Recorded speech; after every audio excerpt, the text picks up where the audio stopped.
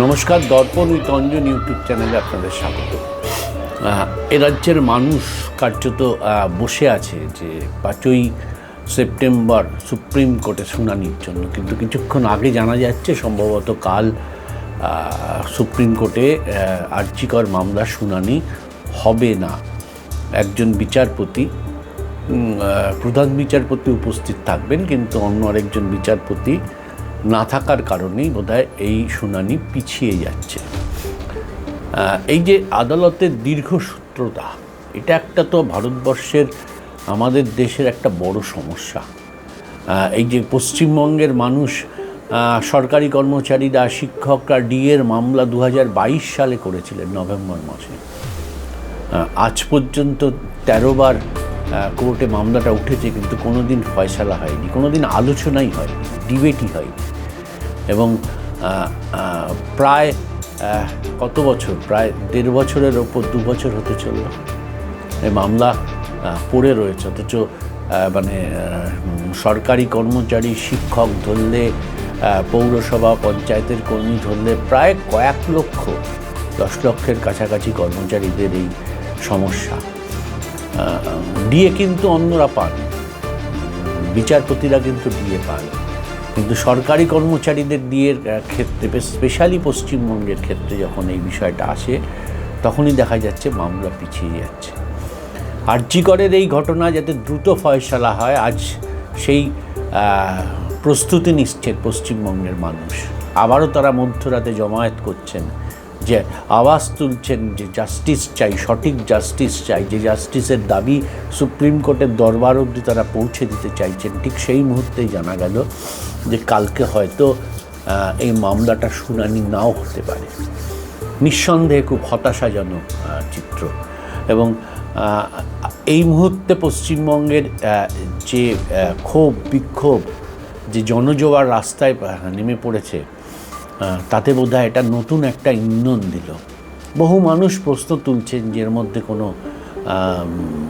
কোনো ব্যাপার আছে নাকি, এর মধ্যে কিছু বিষয় আছে নাকি, রাজ্য সরকারের কোনো ভূমিকা আছে নাকি মামলা পিছিয়ে দেওয়ার, এসব নানা রকমের ব্যাখ্যা আসতে শুরু করে দিয়েছেন। কিন্তু তবুও মানুষ বিশ্বাস করে সুপ্রিম কোর্ট, যে সুপ্রিম কোর্ট ন্যায় বিচারের জন্যই মানুষ তার দরবারে উপস্থিত হয়। যখন সরকার কিছু করে না, যখন অন্যরা কিছু করে না, তখন মানুষ কার্যত ন্যায় বিচারের আশায় সুপ্রিম কোর্টের কাছে যায়।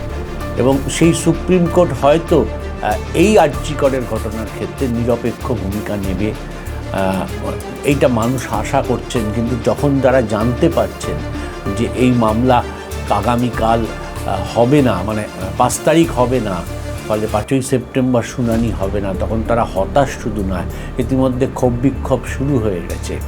এবং মানুষ মনে করছেন যে আরও বেশি করে রাস্তায় নামতে হবে, না হলে এই জিনিস কোনো ফয়সালা হবে না, আরজিকরের জাস্টিস পাওয়া যাবে না।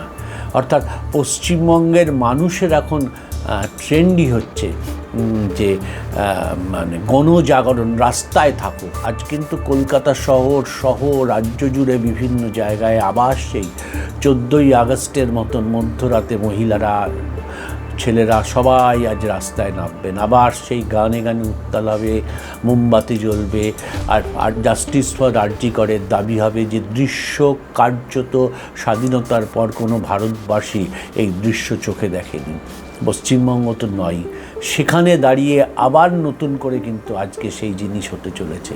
তাদের একটাই দাবি ছিল, আগামীকাল কোর্টে, সুপ্রিম কোর্টে হিয়ারিং, তার আগে মানুষের যে আবেদন জাস্টিস ফর আরজিকর পৌঁছে দেওয়া হোক বিচারপতিদের কাছে। খুব মূলত সেই দিক ভেবেই আজকের আবার নতুন করে শহর, কলকাতা শহরের আশেপাশের জায়গায় নতুন করে আবার মধ্যরাতে হুঙ্কার বা মধ্যরাতে আবার দাবি তোলা হয়েছিল যে জাস্টিস ফর আরজিকর। কিন্তু এখনও অবধি যতদূর জানা যাচ্ছে যে জাস্টিস ফর আরজিকরের যে শুনানি, সেটা কিন্তু হচ্ছে না।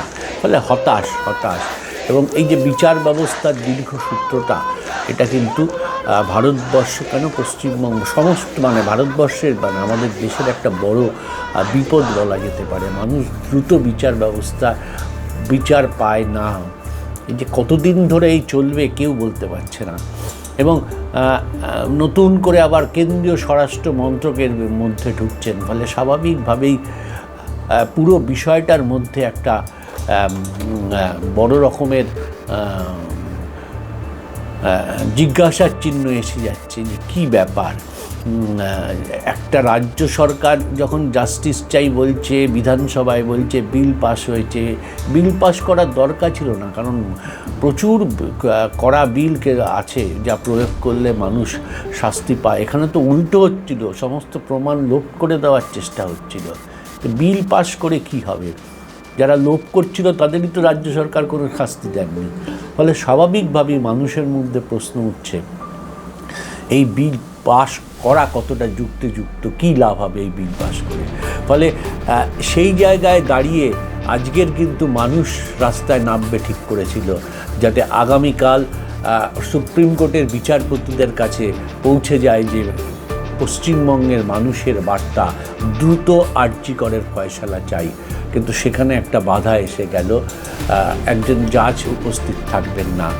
নিঃসন্দেহে এটা যারা প্রত্যাশা করে বসেছিলেন আগামীকালের জন্য, আগামীকাল মানে 5ই সেপ্টেম্বরের জন্য যারা প্রত্যাশা করে বসেছিলেন যে কী হবে শুনানি, কি বলেন সুপ্রিম কোর্ট, নিঃসন্দেহে সেই আশা তাদের পূরণ হবে না। ফলে ক্ষোভ বিক্ষোভ আরও বাড়বে। নতুন করে সুপ্রিম কোর্টের বিষয়টা নিয়েও একটা জিজ্ঞাসার চিহ্ন উঠবে মানুষের মধ্যে, কারণ মানুষ এখন অন্য কিছু ভাবছে না। তাদের একটাই দাবি, দোষীদের শাস্তি চাই। যে একজন দোষী নয়, একাধিক দোষী এই ঘটনার সঙ্গে যুক্ত, তাদের শাস্তি চাই। ফলে নতুন করে আবার একটা রাস্তায় নামার একটা নতুন পথ খুলে গেল আগামীকাল, যেহেতু সুপ্রিম কোর্টের শুনানিটা হচ্ছে না। আপাতত এইটুকুই আমরা নজর রাখবো বিষয়টার ওপর। ধন্যবাদ।